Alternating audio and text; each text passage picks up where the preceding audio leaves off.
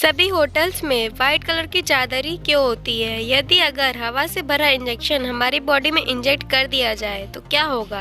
जल्लाद की सैलरी कितनी होती है? और जल्लाद फांसी देने से पहले अपराधी के कानों में क्या बोलता है? आखिर क्यों किन्नर को जनाजा रात में ही निकलता है और वो शव को जूते और चप्पल से क्यों मारते हैं? जानने के लिए बने रहिए वीडियो के एंड तक। फैक्ट नंबर 5, क्या आपने कभी सोचा है कि एक प्लेट इडली की कीमत क्या हो सकती है? दुनिया के सबसे महंगे होटल या फिर रेस्टोरेंट में एक प्लेट इडली की कीमत क्या हो सकती है? यदि इडली को सोने की प्लेट में भी परोसा जाए तो इडली के साथ प्लेट फ्री, तब भी उसकी कीमत क्या हो सकती है? निश्चित रूप से 1 करोड़ रुपए से कम नहीं हो। लेकिन क्या आप जानते हैं कि तमिलनाडु सरकार को ये एक प्लेट इडली की कीमत 1.7 करोड़ रुपए चुकानी पड़ी है।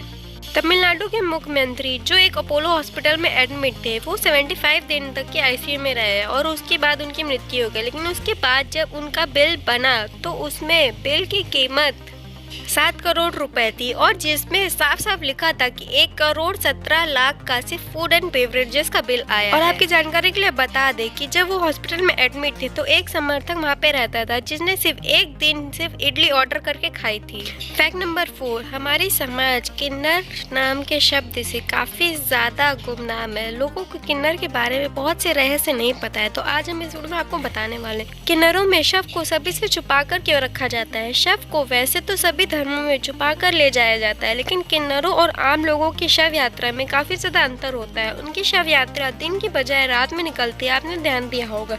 ऐसा इसलिए होता है कि ताकि किन्नर की शव यात्रा कोई स्त्री या पुरुष ना देख ले। ऐसा क्यों किया जाता है? तो आइए जाने। ऐसा इसलिए क्योंकि उनका मानना है कि इनकी शव यात्रा में किसी और समुदाय के किन्नर मौजूद ना, और जब किसी किन्नर की मौत हो जाती है तो सारे किन्नर समाज से जश्न के रूप में मनाते हैं, क्योंकि वो जानते हैं कि एक उनके साथी को जिसे नर्क के समान जीवन से मुक्ति मिलने वाली है। फैक्ट नंबर 3, डॉक्टर या नर्स को इंजेक्शन लगाते तो आप सभी ने देखा होगा, लेकिन क्या आपने देखा है कि वह इंजेक्शन में दवा भरते हैं, फिर देखते हैं कि कितनी दवा है और कितनी हवा, फिर बड़े ही ध्यान पूर्वक हवा को बाहर निकालते हैं और जब इंजेक्शन में केवल दवा रह जाती है तब उसे इंजेक्ट किया जाता है। यदि कोई जल्दबाजी में डॉक्टर या नर्स दवा के साथ हवा इंजेक्ट कर दे तो हमारी बॉडी का क्या होने वाला है? तो आइए जानते हैं।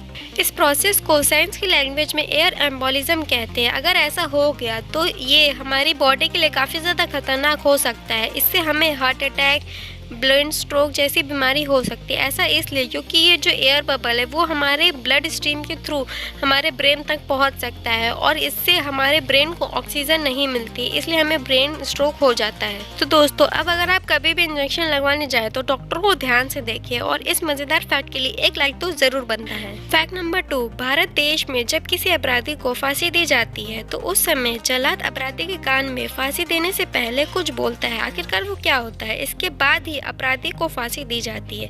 अपराधी के गले में फांसी का फंदा लगाने के बाद जल्लाद उसके कान के पास जाकर क्षमा याचना करता। उसमें वो यह कहता है कि यह सब कार्य राज आज्ञा से कर रहा है, ऐसा करने के लिए वह बाध्य है। अपराधी हिंदू हो या मुस्लिम, अगर हिंदू होता है तो वह राम राम और मुसलमान होता है तो सलाम बोलता है। इसके बाद ही अपराधी को फांसी पर लटकाया जाता है। दरअसल यह परंपरा जल्लादों ने शुरू। आपको जानकर यह हैरानी होगी कि एक जल्लाद की मासिक आय 3000 से लेके 5000 तक होती है। फैक्ट नंबर 1, सभी होटल्स में, होटल चाहे 5 स्टार हो या फिर 12 स्टार, सभी होटल में सफेद चादर क्यों बिछाई जाती है? कपड़े की क्वालिटी कुछ भी हो, लेकिन चादर का कलर सफेद ही होता है। सवाल यह है कि जब सफेद रंग का सबसे जल्दी गंदा हो जाता है, फिर होटल्स में सफेद रंग की चादर ही क्यों बिछाई जाती है? क्या इसके पीछे का कोई साइकोलॉजिकल फैक्ट है या फिर होटल इंडस्ट्री का कोई टोटका है? होटल में जाने वाला व्यक्ति यह चाहता है कि उसके कमरे में ऐसी सफाई हो जो उसे कम से कम घर में तो नहीं मिलती है। बेड पर सफेद चादर की चमक उसे मोहित कर देती है और उसके साथ ही सफेद चादर के कारण रूम की दूसरी कमियों की तरफ ग्राहक का ध्यान नहीं जाता है और वह तुरंत बुक कर देता है। और सेकेंड रीजन ये है कि जो व्हाइट कलर होता है उस पे ब्लीच करना काफी ज्यादा इजी होता है और व्हाइट कलर के कपड़े पे ब्लीच का मात्रा भी काफी ज्यादा कम लगती है। दोस्तों, फैक्ट्स आपको कैसे लगे मुझे कमेंट सेक्शन में जरूर बताएगा और वीडियो अच्छी लगी तो लाइक, शेयर और सब्सक्राइब जरूर करिएगा। Thanks for